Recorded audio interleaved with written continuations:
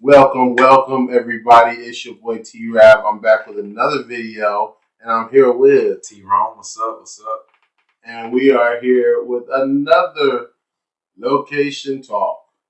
Yes, we are. Yes. We got a real good show in store for you guys today. So, buckle your seatbelts.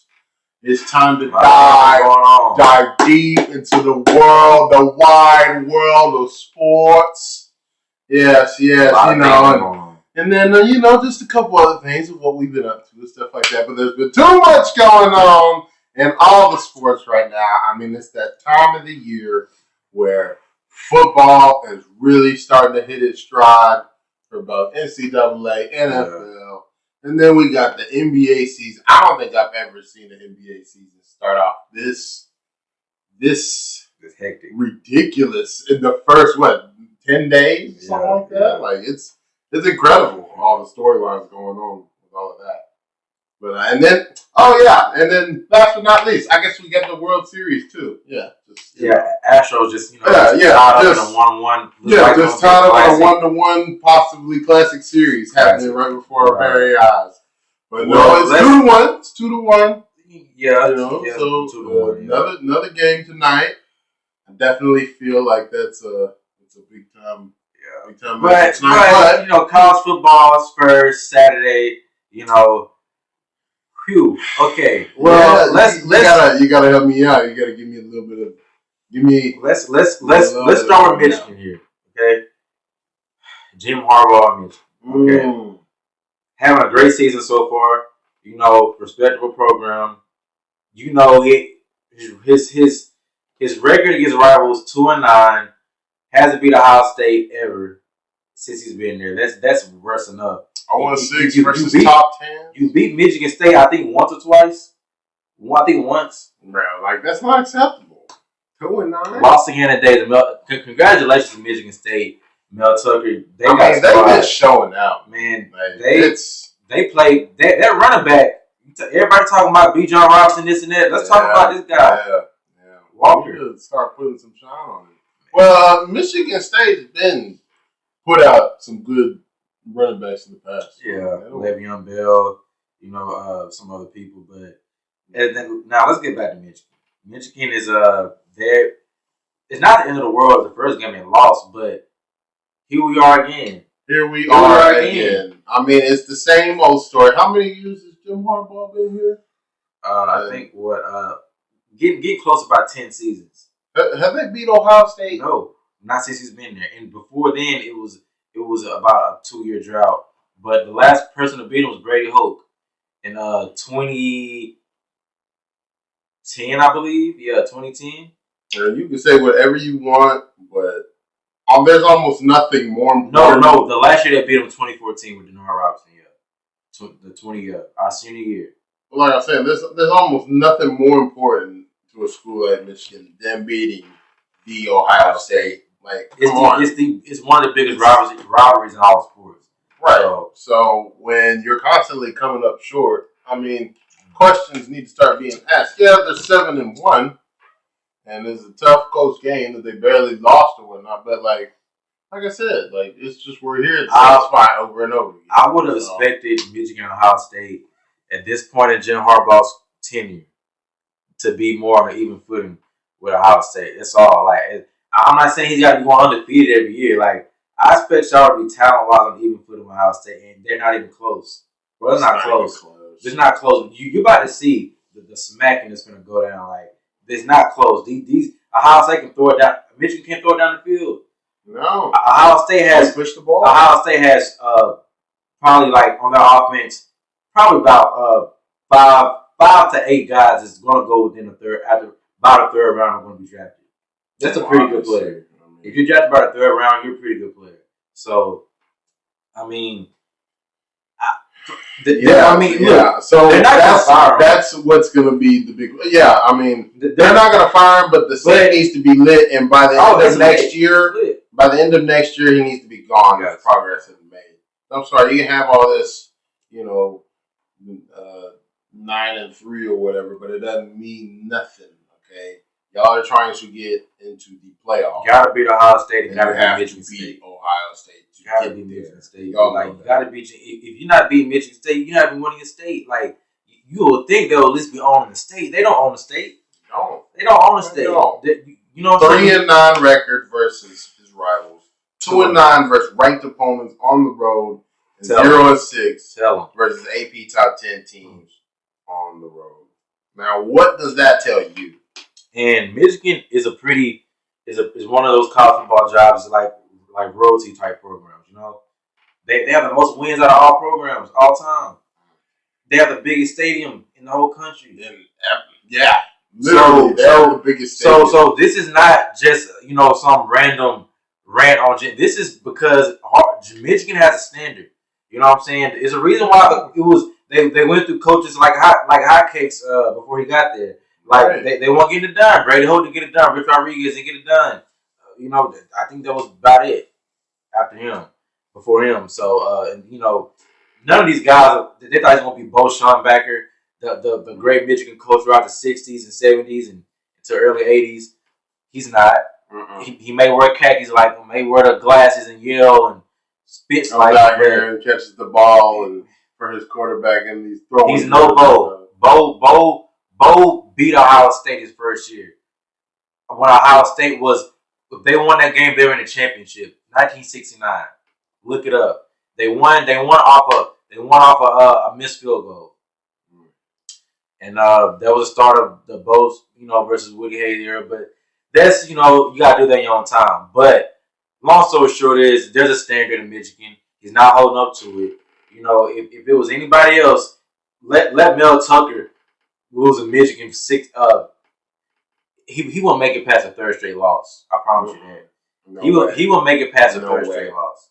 So my bad if I was looking at the other part earlier because I'm just now noticing that if I look this way, looking down this way, and if I look right, looking at y'all. So my bad for that earlier for those parts because I was looking right there most of the time. But anyways, sorry about that. At least I caught it. But yeah. Speaking of that, now obviously there's going to be several teams that are going to be vying for that fourth spot in the playoff. It's a couple of those being the Ohio State, possibly Michigan State. That's going to be determined through the Big Ten championship. You got teams like Georgia. You got who else we got? Undefeated. This is the hot take. Cincinnati.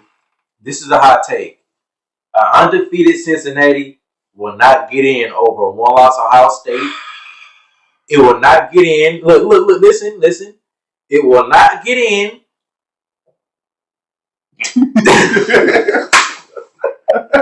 Excuse me? So said no, you lie. I felt a burp. Okay, I thought about the burp. I was waiting for it, and it didn't come. So excuse me, but okay. No, okay. So all right, what are we talking about? The playoff race. Okay, all right. Undefeated Cincinnati will not get in over the one-loss Ohio State. All right. That's the only team in the way right now. OU, I don't think they're going to win out before the playoffs. I don't. They're going to lose to somebody. I've been calling it since the beginning of the season. Oklahoma State will beat Oklahoma. I'm telling you right now. With their running back Warren and they were like in the top 10 at one point this season. They're still ranked. Oklahoma State will win Belgium, so OU will be out of there. So I think the top 4 will be by the end of the year. By the end of the year, the top 4 would be Georgia, Alabama. They got 2 spots. This is no order. Georgia, Alabama have 2 spots. Okay. Ohio State I feel like they will win out, beat Penn State, beat a Michigan, two teams ranked in the top 10 and 25, and a Big Ten championship is going to be Michigan, top 18. If they win out, you can't deny them. So I feel Ohio State will win out. If they win out, then I agree. Yeah, come on, dude, come on. Because they'll get that. That's over crazy. Cincinnati. They have a crazy streak left right now. They definitely can't lose them. Yeah. So I got faith in my Buckeyes. So if they win out, they're in. So that's the 3rd spot. Number 4. Now, Cincinnati, it may go to undefeated Cincinnati. It may go to them as a 4th seed. But I don't know. Because what if Baylor wins out and beats Oklahoma State, and they played the Big 12 championship and went out. They're a one-loss team, Big 12 team. You put them in over Cincinnati. What about Oregon? Oregon's sitting there with one loss. You know, and they beat Ohio State. So what about them? There's 3 one-loss teams by the end of this though. How are we going? Cincinnati, they beat Notre Dame, but that doesn't look good at all right now because Notre Dame wasn't good this year. Notre Dame has been fraudulent for their basically entire history. See, look at these guys, bro. Like, how you gonna deny some of these one-loss teams over that?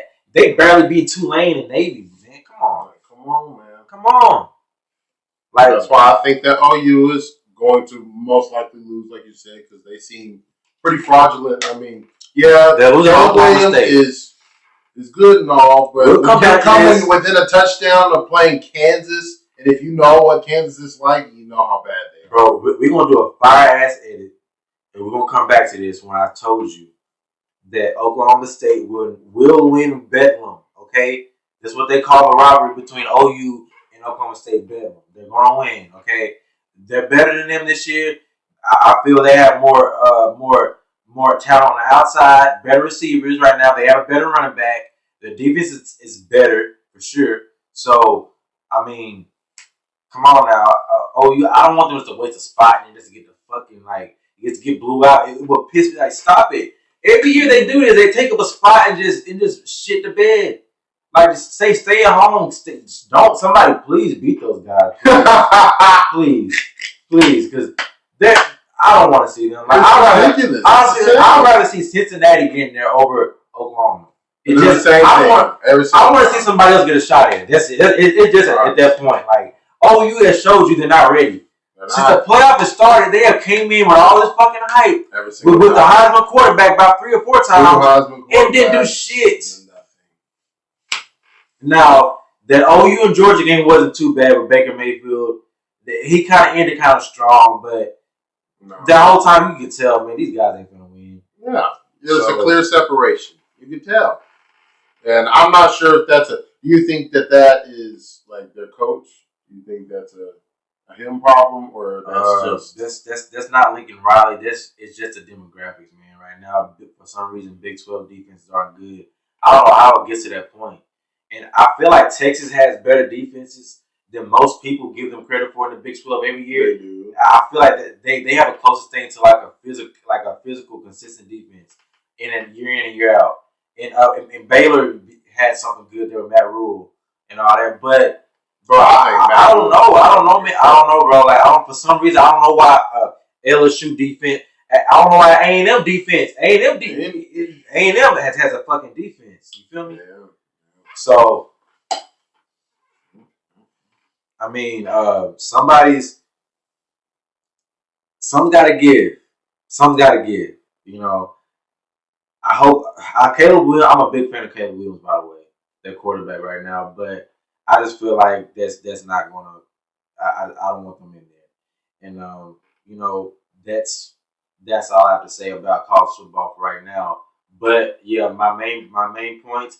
I feel like Ohio State will sneak in there, and I feel like Cincinnati should not get in if it came down to them Ohio State over a one-loss Ohio State team, and they should get in over a one-loss Oregon team. So somebody got some soul searching to do in these voting things, and it's gonna get crazy. Y'all hear from me, man. It's gonna get crazy because next episode I may be screaming and spitting. Who knows, man? Because let my boys get hold. Ohio State's not making it into the playoffs. You heard it here first. They're not beating Michigan State in the championship.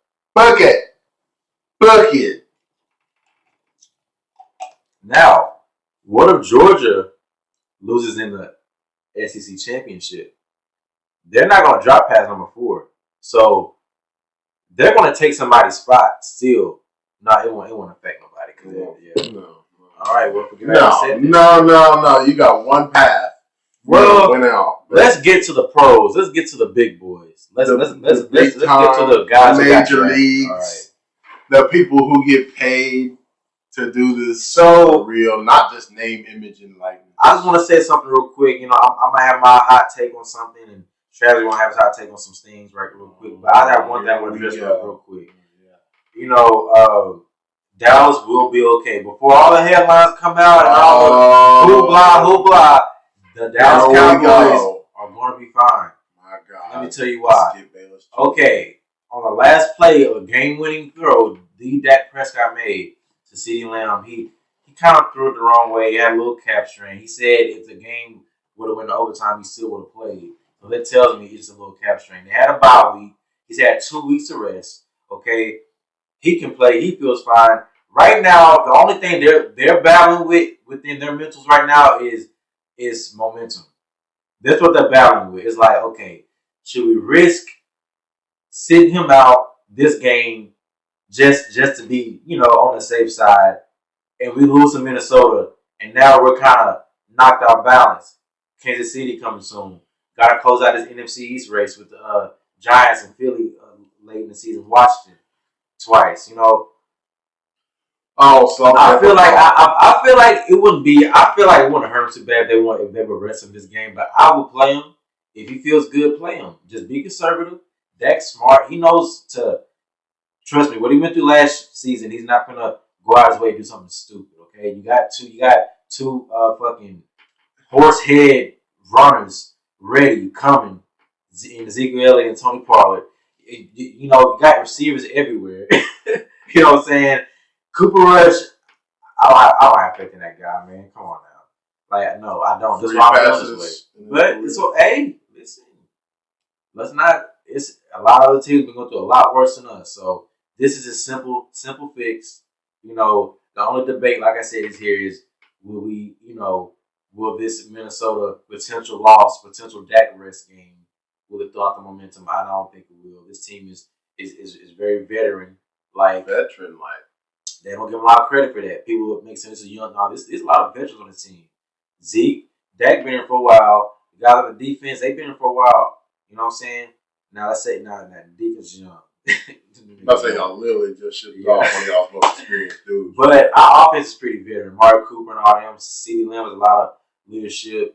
Not gonna lie to you, veteran coach. I don't mean to cut you off, but what y'all did to Jalen Smith was 30 as a motherfucker. Okay, we didn't get a chance to talk to that. Fucking burnt. Okay, I understand this, Terrence, but let me tell you something, right? So you remember that game where it was literally the Sunday night, right? It was the Sunday night. He's leading the charge. He's hyping up the men. They're following him, dog. They are being led by the charge. Even Dax over there bouncing with everybody. And he is named the captain for that game. And this nigga is literally because are you kidding me? I was kind of confused because they paid him. They gave him that contract. It wasn't all guaranteed, but they still got to pay him whatever. They got to pay probably like 5 to 10 minutes. Hey, I'm not gonna lie, man. I bet a lot of these football players right now like, why the fuck did I play basketball? Because their contracts are like slavery compared to what the NBA is getting. It literally, man, like it is, like it's sad at this point. It's like seeing what a superstar linebacker who's way more famous than like Evan Fournier at the New York Knicks, fourth option. Yeah. This guy's getting paid easily $25 million a year than a star linebacker, a superstar on a team. Whose fault is that? It's not their fault. I'm just saying it's crazy. It's a crazy thing. It's fault. But football is a different. Football puts the focus more on the teams, where I think NBA has gone to market the players better. And part of that really is just like the setup of the game. Like, yeah, you see the names on the back of the jerseys, but you don't see the faces, and you ain't right there almost touching the players when it comes to like basketball versus football. And a little breaking news, we're going to get into the World Series more. The Astros starting catcher will not be playing today, Jason Castro, due to COVID-19 protocols. But it's okay. If we pull this one out, it's going to be one for the books after, all the cheating scandal. But we're going to get to that. I like to do a little live update tickets for my real sports fans who appreciate real live sports, real-time news. Okay, now back to what we were saying about the NFL. But yeah, Dallas will be fine. But now to get to other teams, how about those Chiefs? Now, I'm not just like, just calling the whole dynasty thing off like everybody is. Those Patrick Mahomes is not done winning Super Bowls. I don't think he is. I don't think so. I don't think he is. But he has to do some self-reflection right now because he has been making some bad decisions.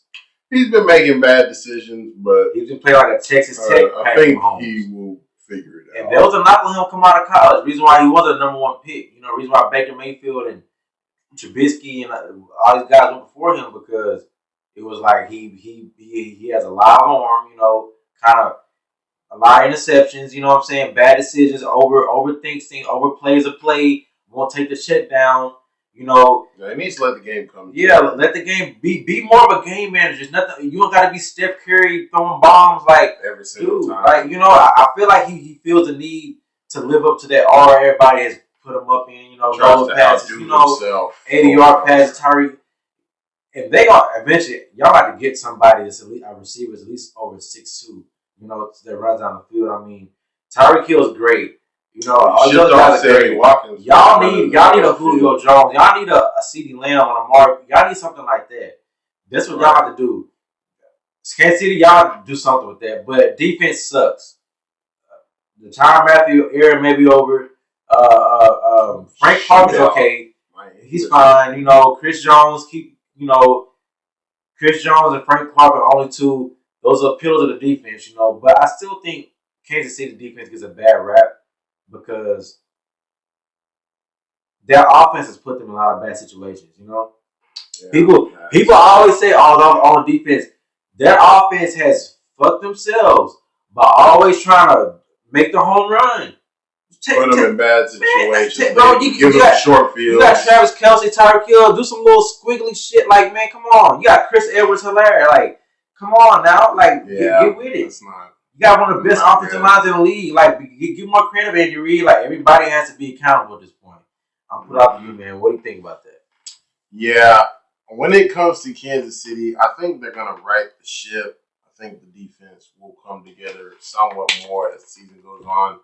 I think people are somewhat overreacting when it comes to Patrick Mahomes. I think he will be fine.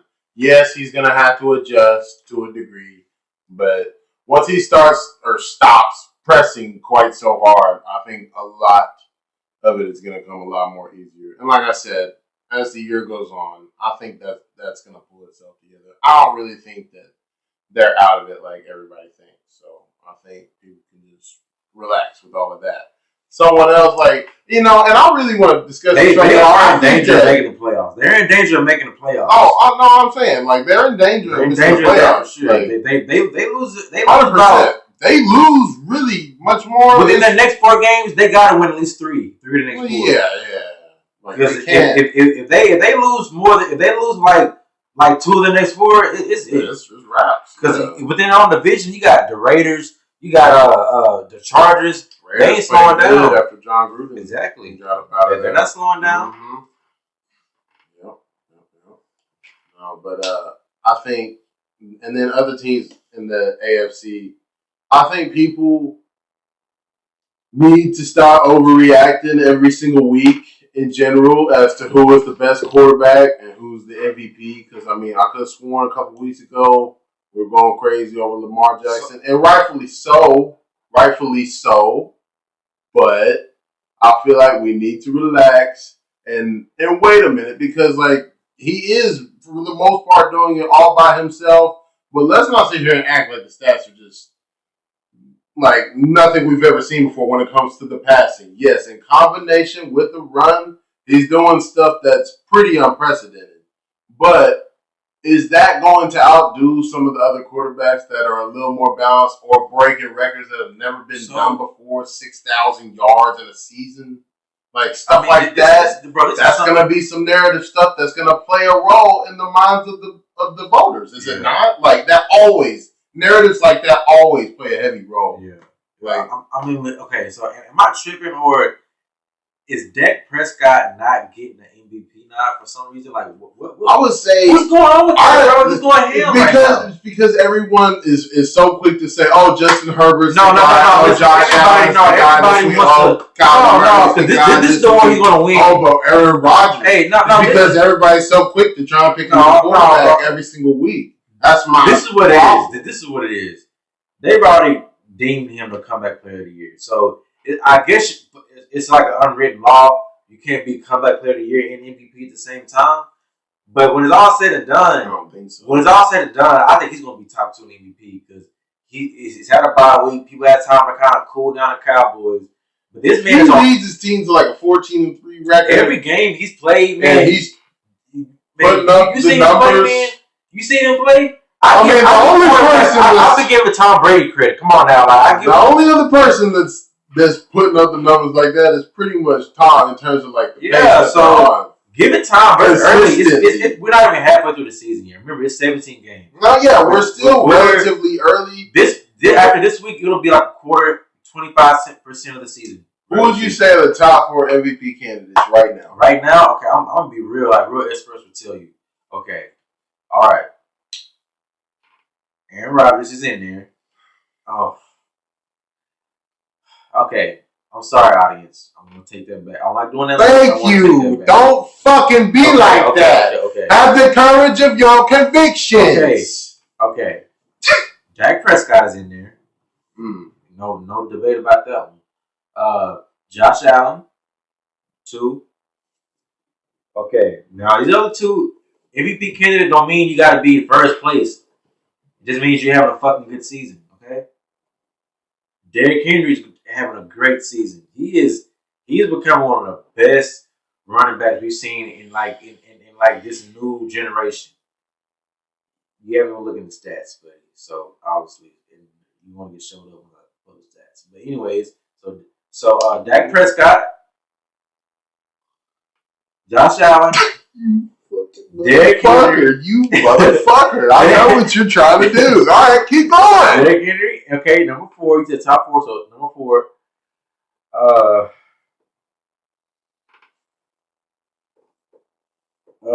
Number 4. I will have to say I'll give it in this order, and I'm saying in order. So number 1, Dak.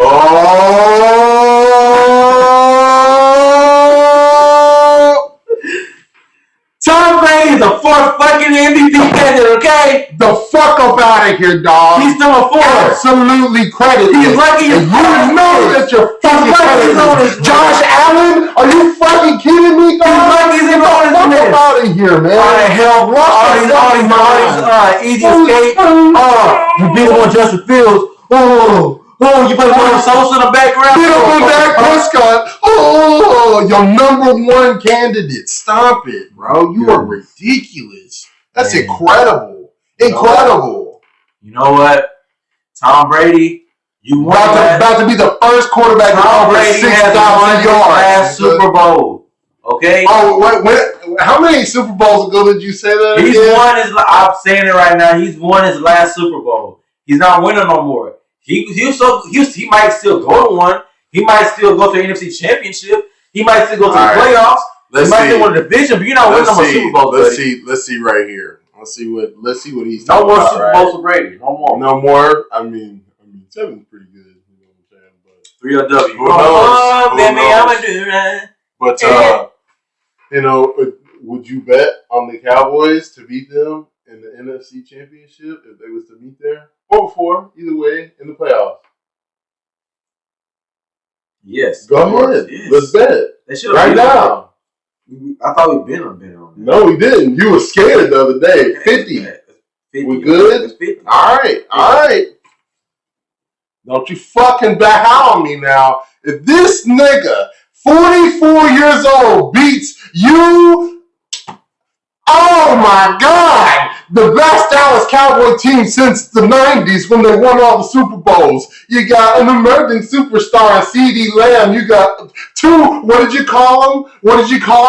Thoroughbreds running in the backfield. You got a $75 million quarterback.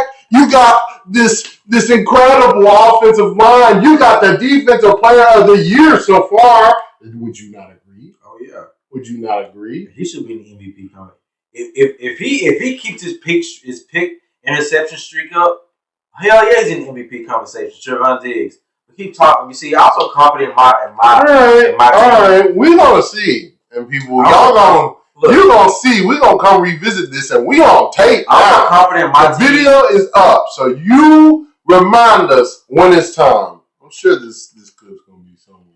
I'm confident in my team. Absolutely. I'm confident in the roster and the coaching staff. I'm confident in them. Okay. I mean, you are just absolutely so downright disrespectful to Tom Brady. Sometimes it's incredible. Not only do you have this man like at the bottom of the MVP list, you don't even have him top 5 in NFC teams. Like, come on. Okay. I do have him top 5. Okay. This is my legit top 5 for NFC. Okay. Number 1, I put Dallas. Okay. No more undefeated teams. So number 1, I put Dallas. It's the only reason I could put Arizona above them because I'm gonna be able to doubt they haven't lost. So Dallas, number 1, because they're just well-rounded offense, defense, top 5. Number 2, Green Bay. They're just showing me something different right now. They're doing what they're doing with Devontae Adams. I'm liking it. Number 3, Tampa Bay. They're Tampa Bay, defending champions. Only lost 1 game. They're not, I'm still like, where's Chris Godwin? I feel like they're kind of like a piece short for this year for some reason. I don't know why. It's, it feels kind of different than last year. But they're number 3 still. Can't ignore them. Number 4, I give number 4 to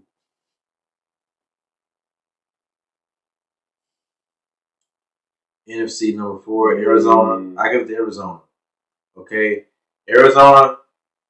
Y'all have to get y'all secondary handled. Okay, because you're gonna be in and out the playoffs. You don't get it handled. You're gonna be in and out. So, maybe you want to do some extra drills and practice or something because y'all have everything else but that. But maybe y'all can overcome it and outscore everybody. But you're number 4. You're number 4. And number 5. Controversial, but number 5, I give number 5. You know what? I'm not gonna go there. I wasn't gonna say New Orleans Saints, but I'm gonna give it to LA Rams because at the end of the day, do I think Matthew Stafford is a better decision maker than James Winston? Yes. Do I feel like the LA Rams are just a better team? Now their defense? Their run defense is close. It's even. The Saints can stop the run from anybody. Dallas, they can stop the run on anybody. But as a whole, it's like passing. I'll take the LA Rams. So Rams are number 5. So Dallas, Green Bay, Tampa Bay, Arizona, LA. Okay, that's my top 5. But it's gonna be 7 teams that make it. So the other two, the last 2 on the bubble, the 2 wild card teams, I would say would be New Orleans, and I would put. That's tough. I gotta put another NFC West team in there. I don't know about that. Yeah, that's I don't know. But it's gotta be somebody. Somebody's gotta be in there. I'm thinking, is it NFC? What division do you think can squeeze one more person out of there? Like just doing all right. NFC. Seattle or something. No. They're done. They're done. Well, that's whoever that team's going to be is going to be in and out anyway. Well, regardless, yeah. I mean, it doesn't really matter when you get down to that point. So, but yeah, I got. So you covered the AFC because I know a lot of people like, oh, y'all just NFC centric. Please give the people what we want. Like, I know you're educated on the Bills, Chiefs, Ravens. Okay. It's pretty exciting quarterback. So I would definitely say that as of right now, the number 1 team in the AFC is still the Bills. I still think that the Bills are the number 1 team in the AFC. Their defense is still legit. I don't care what anybody says. Yes, they lost that heartbreaker of a game because, Josh Allen doesn't know how to, push forward for 1 foot. But hey, accidents happen. We slip on the ground. Hopefully he'll be better for it. And his confidence isn't shattered. I don't think it will be. That's why I'm keeping them at the number 1 spot. I mean, they got weapons on offense also. So we've seen what happens once they get rolling. Number 2, in the long run, I still think that the Chiefs are going to come through and be the second best team in the AFC when it's all said and done. Now, We talked about it before. There's a lot of things to correct right now. But I think as the season goes on, the offensive line will gel more and actually start to protect Patrick Mahomes. Because as you see, as seasons go on and you have new offensive linemen that have been underperforming, they shelled out a lot of money to them. But if they can start getting it together a little bit, just to chime in a little more time, just to chime in real quick, I feel like a lot of psychic damage has been done with them, like in the psyche, especially Patrick Mahomes and everybody. Their confidence is not like it was.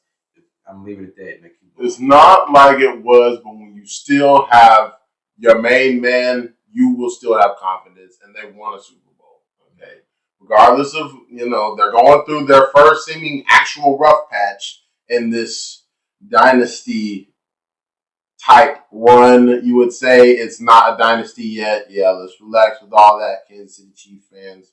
But third, I would have. It's so hard. It's so hard. Okay, so people, this is a really, really tough one right here. All right, because something in me wants to put.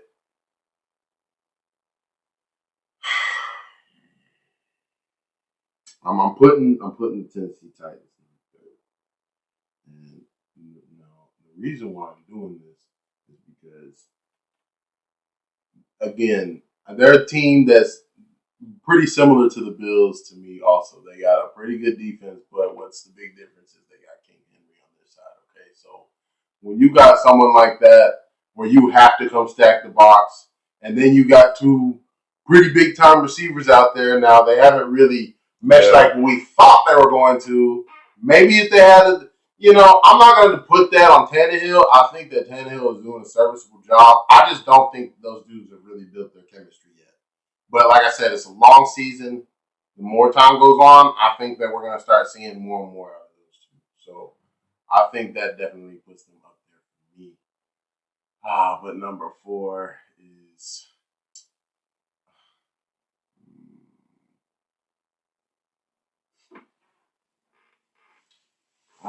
AFC is a difficult one, y'all. Like AFC is difficult. That's nobody's really running away with it. No one's running away with anything.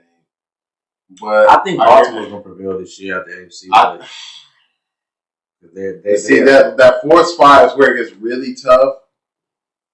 With the injuries that they have right now, AFC West. With the injuries that they have right now, the Ravens have to be 5th. So Las Vegas is not in here? No. What? No. Gotta put Vegas in there. I just don't believe in them, bro. Tennessee? No Tennessee? Tennessee was 3rd. Oh, okay, yeah. What are you talking about? Well, I mean, I feel like Vegas. I put Vegas in there over Tennessee, honestly. But AFC. I feel like the Super Bowl champion is going to be AFC again. Yeah, for sure. Oh, what was my 4th team? Chargers. They're good. Justin Herbert's good. I just don't know. I haven't completely bought into him for some reason. Not yet. I haven't completely bought into him, but their weapons are legit. Have enough weapons. No, they do have weapons. Keenan Allen, and Mike Williams. Mike Williams, like I said, he dropped the ball. Look at that beautiful sight. So but they don't have near as many injuries right now as the Ravens do. So that's why I'm kind of betting on them to actually pull through by the end. So those are my top 5 teams in the AFC. Well, like I said, I feel like it could be a Dallas versus Buffalo.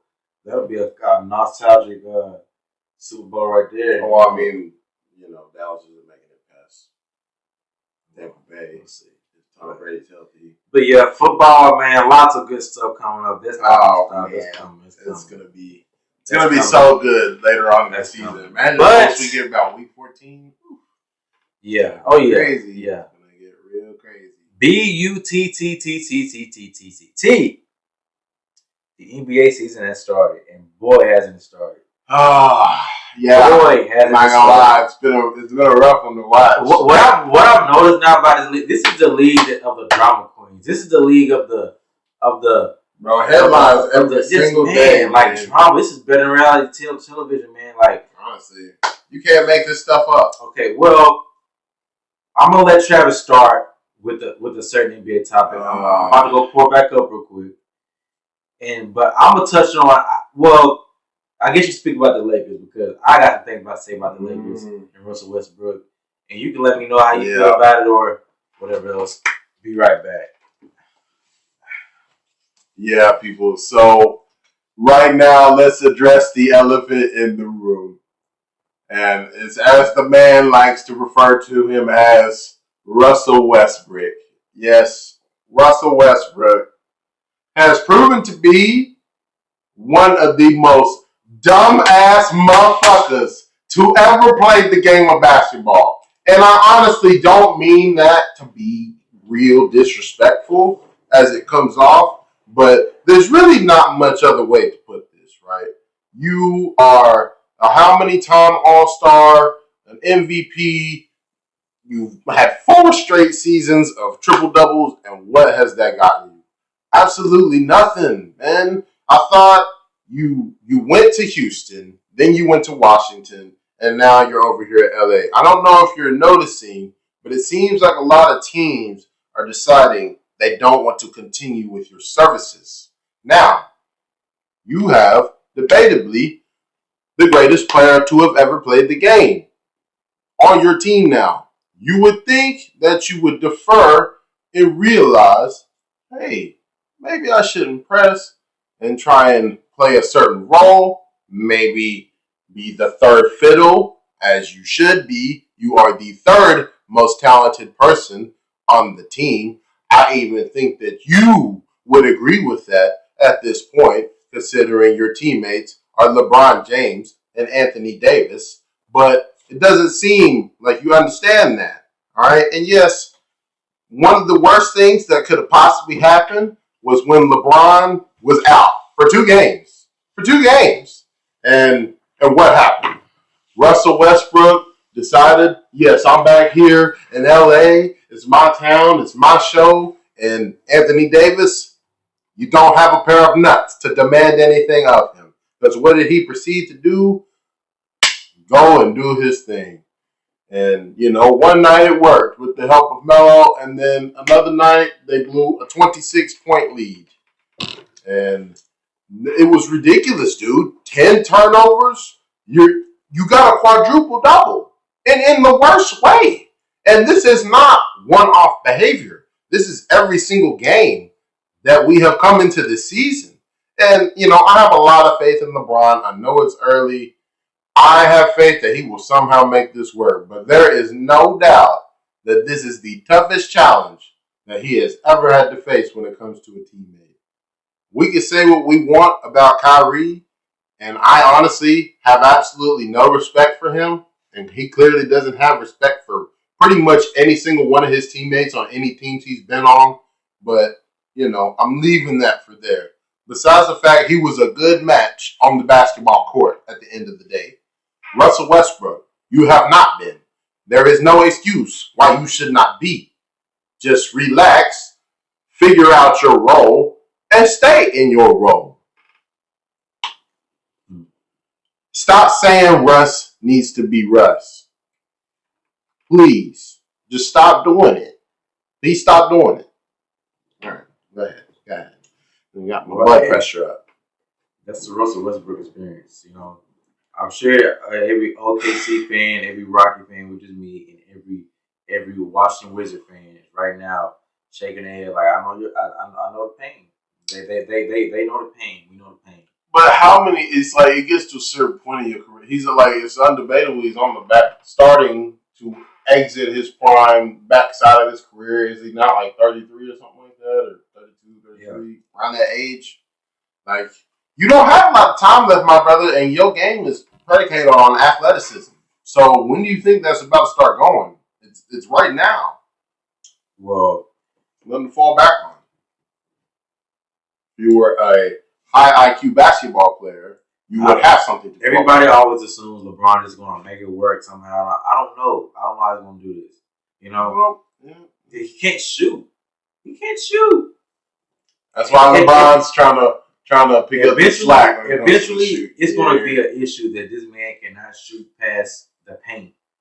So now, don't panic too much, Laker fans. You know, there's several injuries right now. There's like 4 people that are on the injury reserve at the moment: Taylor Horton Tucker, Trevor Reeves, Wayne Ellington, etc., etc. So we will have some help come back to help shore up the defense, hopefully. And then hopefully the big lineup that we have will not get out rebounded, which makes absolutely no sense when you have DeAndre Jordan and Dwight Howard that go out on the court. So the defense should improve once these other players get back, but they need to play all 3 of them together as much as possible. Because I'm not relying on Melo because he'll have 4 points, then he'll have 25 points. So you never know what you're going to get from him, which is expected. He's aging. But, I mean, we need to get our big 3 solidified. He's less of a liability on the floor than Westbrook is. Oh, he's definitely been more of a contribution. There's no question about that. There's no question. I mean, because y'all don't need that 3 ball. Y'all don't need as many shooters y'all can get by playoff time. Because right now, I don't know how LeBron always ends up with these teams that can't shoot. Like, what the fuck? You do all this scheming to get. But it be working. 10 finals is what he's been to, so how clearly something. The ones he won championships, Kyrie Irving, the shooter, Ray Allen, the shooter. Where's the other ones he won championships without a shooter? He's never won a championship without a shooter. Danny Green on the bubble one. Who's that elite shooter on the team? Carmelo Anthony? Listen. There's no one we can identify as that's the most elite shooter, 3-point shooter on this team is Carmelo Anthony. Well, like I said, you know, as of right now, LeBron's shooting like 45% from 3. Sure, it'll calm down a little bit, but it does seem like he's improved his shot and he looks good to me. So, like I said, have faith in the GOAT, and it'll all turn out all right. Thank you, everybody. Now, someone else we should get to who came into the season is still most likely considered, I don't know if they're considered a favorite, especially with Kyrie being out of the picture right now. The Brooklyn Nets. That's the most peculiar situation in the league right now. You know, why you say that? I can't call it. You know, it's Kyrie Irving. You know what's going on. The vaccine, don't want to take it. This is sadly, it's politics mixing this. You know, you try to separate the two, sports and politics, but somehow they always get intertwined somehow. And maybe we should accept the fact that they're supposed to be, at some point meshed. You know what I'm saying? Because if we're going to look at sports as this big platform and to give it all this money, billion-dollar business, what makes you think it's not going to collide with politics eventually? It's not going to collide with all these different aspects of the world, economies. It's going to collide with these things. Conversations are going to be raised. Things are going to be said, and the shit's going to hit the fan eventually. So, I mean, he wants to be the people's champion, but he don't even know what he's fighting for, really. I don't think. But hey, he's standing for something. So who we talking about here? I guess we was talking about Kyrie Irving. We're talking about Kyrie. Yeah, Kyrie Irving. Yeah. So he's obviously out of the picture due to his decisions. Yeah. He's standing for something, but at the end of the day, it's like, what can I? Of course, they're not winning the chip without him. They're not winning the chip without Kyrie. Did they win without him last year? No, they're not winning without him this year. Yeah, I heard an interesting story yesterday that all 3 of them had agreed to go ahead and get the vaccine, even though they weren't gung-ho about it. Not one of them were, but they decided to go ahead and do it. And then Kyrie Irving was the one that changed his mind at the last minute. So take that for what you will. If he planned this all along, it doesn't seem to be the case. So, interpret that how you will. But I think that another person that seems to be struggling as we've gotten into the season is James Harden. Now, he had a little bounce back game yesterday. He's struggling with the rule change. Here we are they're not calling a pump fake foul, fall to the guy. They're not calling that no You know, they're just not. So they gotta get. He's lived his whole career been based off that. So somebody who's in their like early 30s and is like, you expect him to just make a transition like that. Trae Young, he can do it. I'm sure he's having trouble with it too. Everybody's been tweeting about it. Come on, like this is showing them up as far as like this is exposing the guys who rely on whistles. Yeah, literally inventing moves just to get calls. Steph Curry didn't rely on it as much as some other guys did. But you could see in the first few games that he was still trying to draw those calls, and they weren't going for it. I said the poster child for these rule changes were James Harden and James Harden. James Harden. Everybody's been all these years. But he like, come on now, like he has not literally done this. Like probably the most from anybody. He's the one that was benefiting the most. He was getting the most free throw attempts. And like I said, he bounced back in the last game, but almost all of his games where he was getting 15 free throw attempts. He got 19 last game, but the 3 games before, he got 15 total. So that just lets you know the big drop-off that's happened to his game based on these rule changes. So that's going to be a very interesting thing to keep tabs on as we continue to go forward in the season. Because if he does not adjust, this is going to quite possibly be one of the craziest fall-offs in terms of a superstar in the history of the NBA. Going from being an MVP, scoring champion, debatably the best one-on-one player of all time, to maybe being a run-of-the-mill all-star. Because that's the numbers that he's got, if not a little bit less. Okay, well, right now. Let's remember we're like saying 2 weeks into the season. 2 weeks into the season, but relax. Okay, this is what his game has been the past decade. James Harden. He's a future Hall of Famer already. He's this and that, this and that already. He's the MVP of the league. You know, so should have been a 2-time MVP, but MVP of the league. He'll be fine. He'll figure out ways. That shot ain't going nowhere. At the end of the day, he makes those shots with his own form. Like, you don't need a foul to make those shots. He makes those. You know what I'm saying? He driving the paint. They'll call that shit. That's the only time he will get his fouls. He's going to drive in the paint more. Start playing in the paint, driving in. Trying to finish. Yeah, finish at the rim. Stop throwing your arms about. Yeah. You're flopping everywhere with your arms. You're not going to get many calls on perimeter now. So, and, you know, refs already are on, like, you know, antennas when they repping a game with him because, like, they already hear, oh, y'all always call for James Harden and all this. So they're trying to prove something already. Like, he probably has the toughest whistle out of anybody in the league. He's getting played with the toughest whistle, James Harden, because for some reason, everybody's focusing on him. And, like, it's just like, okay, you can't let him score a lot because only he scores a lot because he gets all the calls. No. You can pull up highlights, the guy drip shit without getting touched. You know what I'm saying? Without a whistle being blown. It's just those little under the radar games. If he relies on that, he's gonna have to become something else in those under the radar games. Okay, the primetime games just keep being what you've been. He still gets foul calls and stuff, but I definitely think the free throws help the flow of his game. Though I'll say that. So, like I said, it's gonna be something to keep an eye on.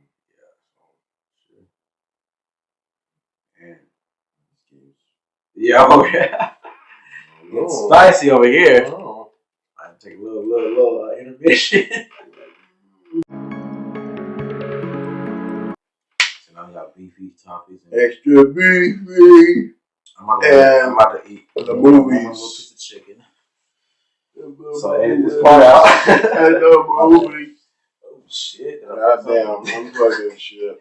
Don't forget. Fuck up the cord. Good job. Fucked up.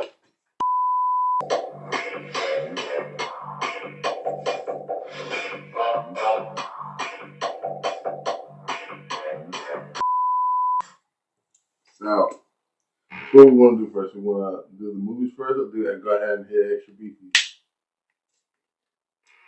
Let's do extra beefy first. All right, so you first. Oh, I'm my first. Okay. Yes. Well, ladies and gentlemen, a very, very special presentation for you today. All right. So the man that I'm choosing to turn my attention towards really, it hasn't just been for today. It's been for many a year. And this subject's very near and dear to my heart because I am alumni of Texas Christian University. And for those who do not know, I don't imagine why you would be watching this if you didn't know who the head coach was. His name is Gary Patterson, all right? And he has been the coach at TCU for, I mean, it has to be like 15 plus years, something like that, right? Okay.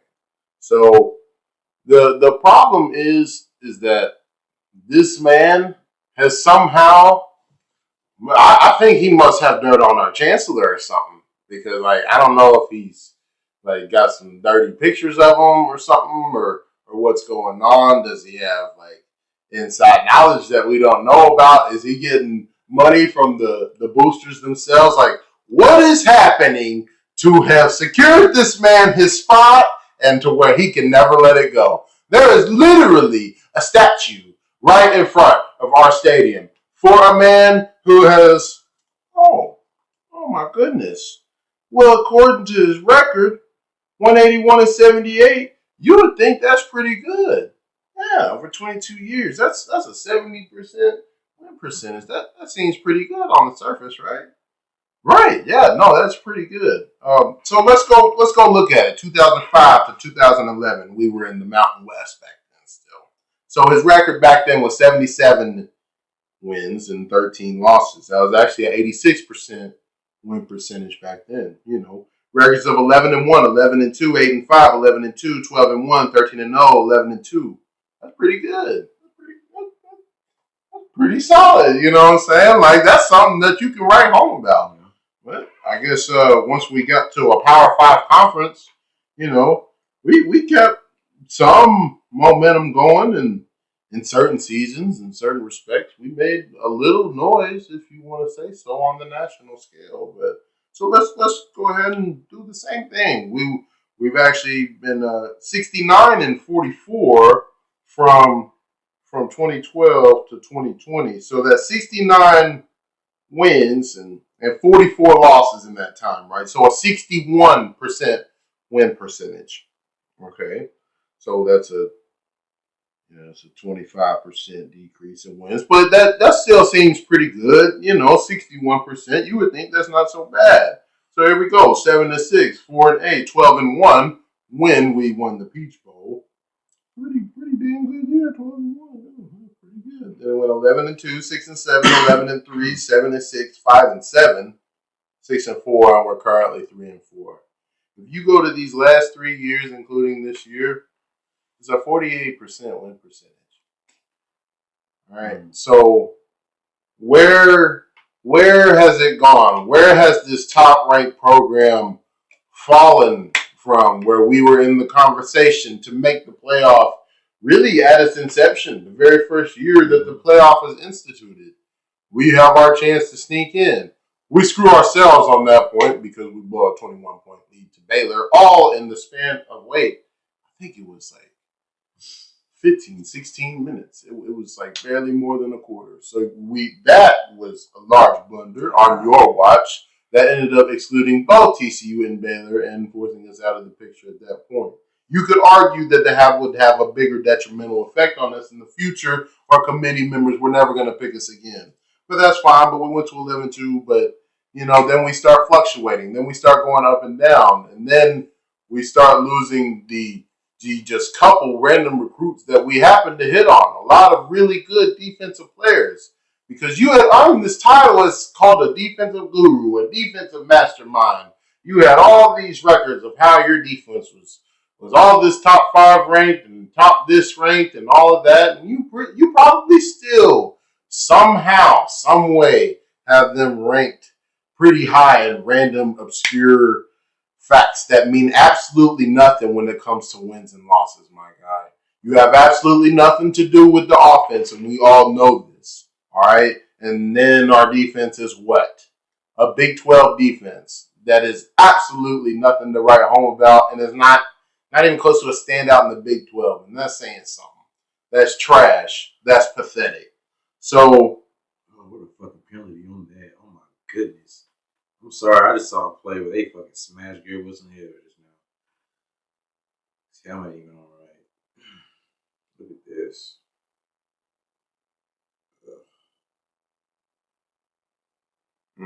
That's retarded. Jesus. Well, back to what you were saying, because this is important for the culture of TCU. The point of the matter is, don't look at a 22-year record. Don't look at 11-6 in bowl games, because the issue is, if you take into account 22 years, yeah, that's fine. But what is sports? We continuously update our accomplishments. People don't get to earn statues and earn multi-million-dollar contracts that seem to go into perpetuity for lack of consistency and lack of updating your resume. It doesn't work like that in sports or in America. If I have the same resume I had when I was 16, I'd probably be fucked right now. So you can't do that when you're running a program. What are we talking about? You gave him a statue, TCU. That's what you did. He feels like he is secure. And who could blame him? You gave him a statue. This is your fault.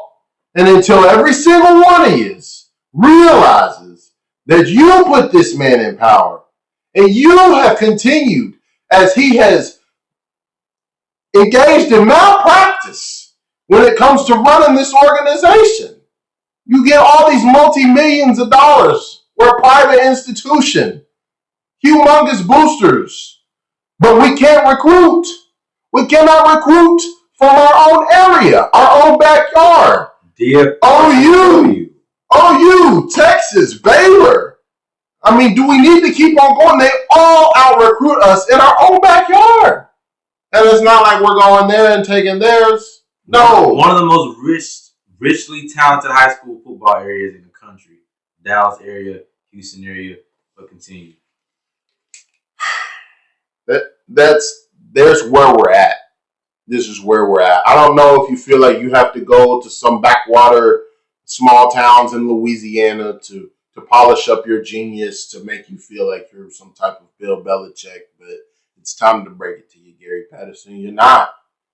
And unless you start making some changes quickly, significant changes that lead to winning, then your time here will be rendered irrelevant.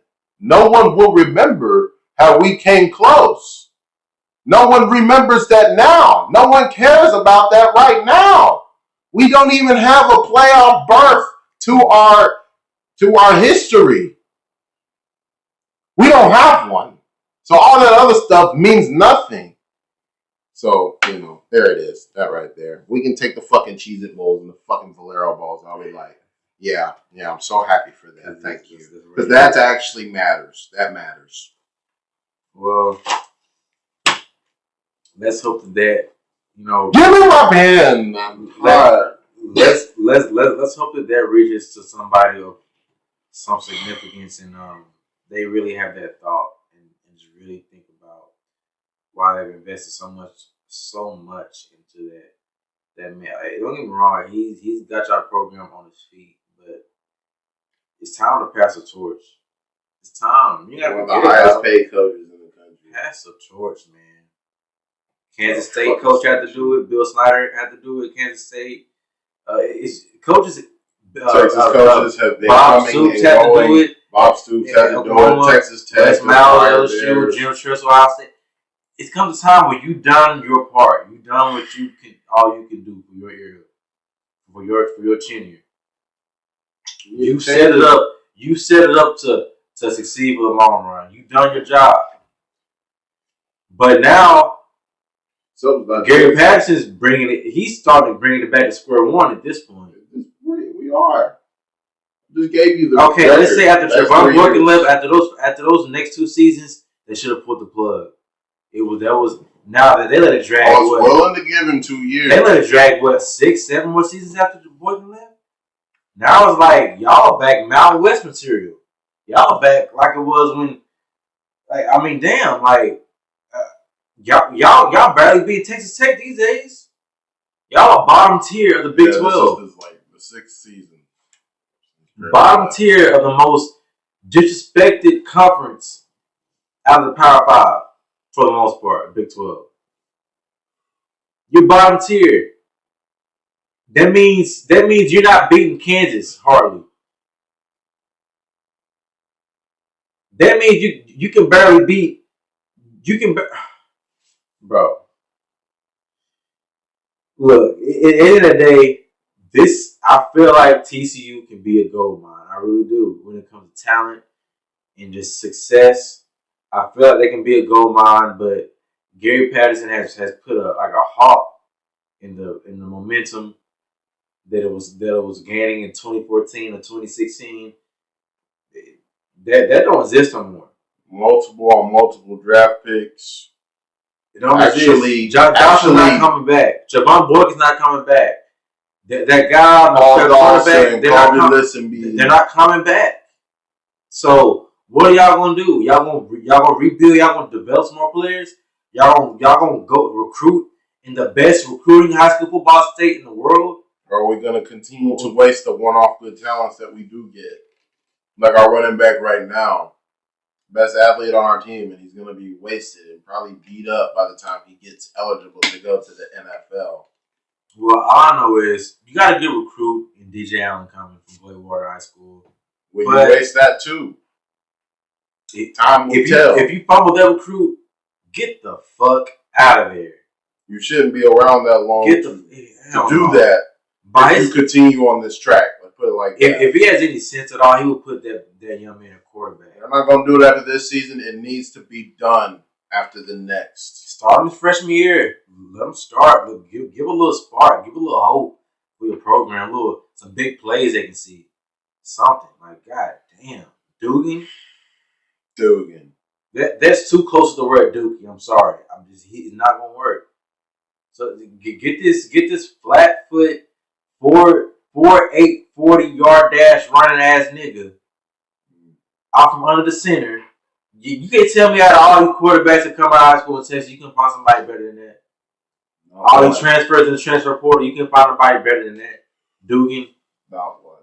Go to TJC. Go to college or junior college. You can find something better than that. Promise you. Go reach out to one of these guys at HBCU. You can find something better than that. That's fucking sad. And it's crazy because I'm used to Gary Patterson having a pretty decent quarterback, and it's like now he's slacking on quarterbacks. Like god damn, dude. Like the defense sucked now. Those are call card. No quarterbacks. Can't score points. Not beating anybody that's ranked at least. Like, come on. What you gonna do? You're the number one school in the DFW. You're the number one, the big elite program in the DFW in Dallas-Fort Worth area. And you are doing not a thing. SMU is taking advantage. They're in Richardson, Texas. They're taking advantage. They're undefeated as of right now. But TCU, all the resources, all the money, all the conference, all the conference prestige, is not getting it done. And so, I don't know what's going to take people to realize it. Maybe it's going to take them to realize, hey, why do we always stop celebrating football in like fucking November? Because you're not going to bowl games. You're going to the Cinnamon Toast Crunch bowl game. That's why. My goodness. My extra beefy was on him. That was what was on him. I pressured him to do it, so I'm going to do it too, damn it.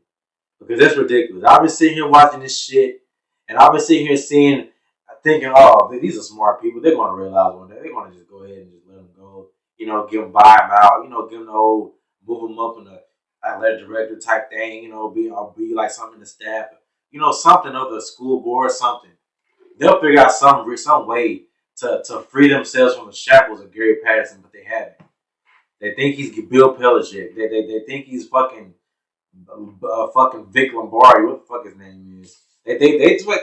Apparently Gary Patterson has won TCU championships. Apparently he's beaten Alabama Apparently, TCU has top 5 recruiting classes now. Apparently, because this guy has no type of hot seat, no type of college football shows are talking about this man even being uncomfortable in his job. Like, what the fuck is going on? This some type of cult university? Like, what's going on? Y'all want to win? Did y'all not like the days of y'all beat Texas and OU and all that, beat Baylor in the rain, 3 overtimes and shit? Did y'all not like that? Being West Virginia, being in Kirk Herbstreit talking about you and First Take talking about you. Did you not like that? Apparently you didn't, because it hasn't happened since. And right now, you're not careful. You're going to let SMU come back from the fucking dead, from a death penalty, to overtake you guys in the DFW and possibly overtake you as a prestige program. You talk about private, they're private too. And you keep playing around, TCU will not be looked at as one of those quirky, cool, fluke, good schools that you were known to be, which was a good space to be in, like with Boise State and the BYU's and something like that. You're not that anymore. You might as well go back in the conference. Replace Boise State with TCU in the Big 12, please. Replace BYU, please, because they'll put up a better fight against Texas Tech and Kansas State. Come on. They'll put a better quarterback out there than Dugan. Number 15. A Tim Tebow that hasn't even I don't discount Tim Tebow. You wish that was Tim. You wish that was Tim Tebow. Discount Tim Tebow. My goodness. Like, Tim Tebow throws like John Elway compared to him. But hey. Oh, I just want to say, ladies and gentlemen, my co-host has absolutely outdone himself this weekend on this podcast.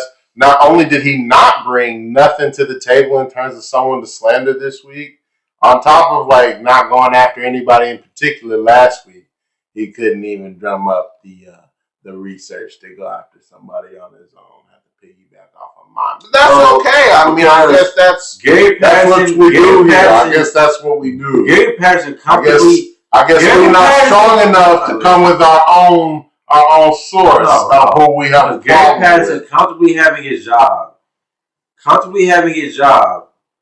Is such outlandish and big news. I don't know what to think right now. This is Texas. Come on now, you gotta produce. Look at all these teams finding ways to win with these athletes. Baylor, Texas Tech, OU. I don't know. Okay, Texas. Okay, people find ways to win. Okay, you can't scrape up. You can't scrape up a 9-10 win season with some DFW athletes, with some Houston area athletes, with some Texas athletes. You're right by Louisiana, you're right by Oklahoma, you're in the South. Okay? Come on. Uniforms are fucking crazy cool, right? Come on now. What are you gonna do? What you gonna do? TCU, you disgust me. And you disgust me also. No, I just want that to be What you gonna do, baby? Yeah, you fucking suck. Y'all never came back from the disappointment of Ohio State getting in over you in 2014, but get over it because you want better. They wanted shit. You weren't going to beat Alabama, and you weren't going to beat Oregon. So just get out, stop living in the past, and try again. DJ Allen is your last hope. I'm telling you, if you fuck up DJ Allen, if you fuck him up, if you fuck up that thing you got going with him, TCU was done, and Gary Patterson doesn't make it out. Gary Patterson's job relies on the success of DJ Allen at TCU. Glaywater, wide receiver from Glaywater, Texas, Glaywater High School. Look him up. Big recruit. He's coming there. Don't know why. I don't know why, but he's coming there. And you fuck him up, no more hope for you. You're better off playing NAIA. You know what that is? Not prime time. Is what it ain't. It ain't prime time. It's on Comcast. Okay? You don't want it. That's all I got to say about that pathetic ass school. Okay. That's good stuff, Terrence. Like I said, incredible. Did yourself. I'm gonna say, you know, couldn't even come up with your own topic. Oh my god. But all right. Maybe one day you'll actually go after somebody. You know, maybe we'll get to the 5th episode. Mark my words, this conversation will get bigger if they keep losing. Like they're not gonna keep ignoring it, but it's already been a little bit too long. But trust me, they're not gonna keep ignoring it. They want to keep ignoring it. 3-4 seasons. This conversation will get bigger if they don't get a light bulb in their head. It will get bigger. Trust me, it will get bigger. Well, so what? You know, before we head on now, what you been up to lately? You know what I'm saying? Well, New Year's Eve, we got some big things playing. You know, if you like skylines, if you like bright lights, if you like seeing people have a good time, good vibes, if you want to have a good time and good vibes, you know, you're going to come to location. Promotion coming soon within a couple weeks. Promotion videos, you know, we're doing it big for the holidays. You know, got some stuff coming for November too. You know, just stay tuned. Got some things coming on T-Rav side, you know, and we're gonna keep it coming. So what you got up, man? You know, like I said, people, if you haven't already, go ahead and, you know, check out the channel. The channel's T-Rav. You know, I do a lot of diverse content and all that stuff, but, you know, we're also getting stuff popping here with Location. But some of the stuff I was doing this last month, man, I've been hitting the movies hard, man. Been hitting them hard, you know what I'm saying? So, we done already, this last month was probably the bangers of the motherfucking year, dog. I mean, no question. I can't say every single one hit, but a Wu-Tang season 2 review is coming soon. The second half is coming soon. We'll do a full review and breakdown. And Snowfall season 3 is coming soon, and we will review this season 2 because I've watched it, and when somebody else watches it, we will review it with you because it is the best show on television. So very good. It's coming, man. It's coming, and man, we appreciate y'all. A lot of stuff coming, and you know, a whole lot of different content on the way. So if you guys stay tuned, you gonna get all of that and more. Just please make sure to like and subscribe to the channel. And there's really nothing else to say. It's me, boy T-Rav. T-Ron, man, and I appreciate y'all. The emotion won't stop, the passion won't stop, the sports won't stop, the movies won't stop, it won't stop, we won't stop. And you know that I'm out.